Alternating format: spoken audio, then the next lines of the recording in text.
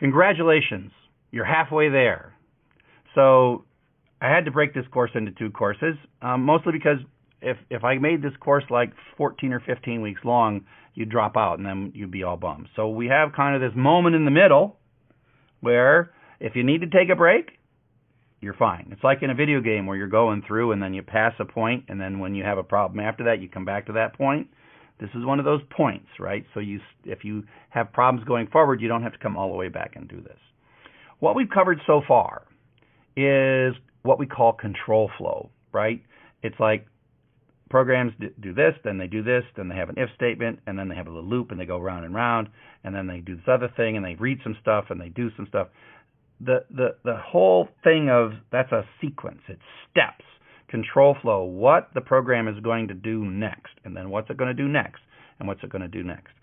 And so that's what we taught. We taught like assignments, we taught if statements and for statements, and those kinds of things, right? So that's a very much, we've learned how Python navigates through your program and finds its way through the various steps that you've asked it to do.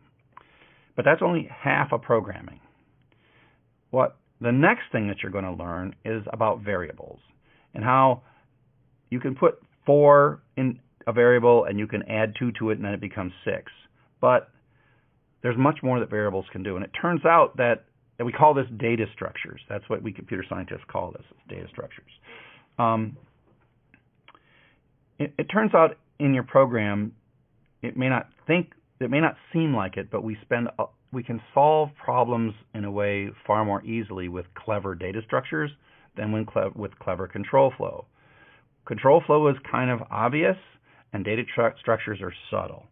So by making clever data structures, your control flow is simplified, if that makes any sense. Of course, you haven't done it yet.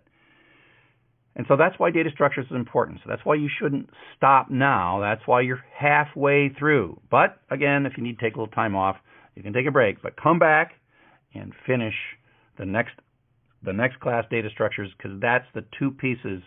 Algorithms, control flow, and data structures are the two pieces of programming that give you the whole picture. So hope to see you in the next class.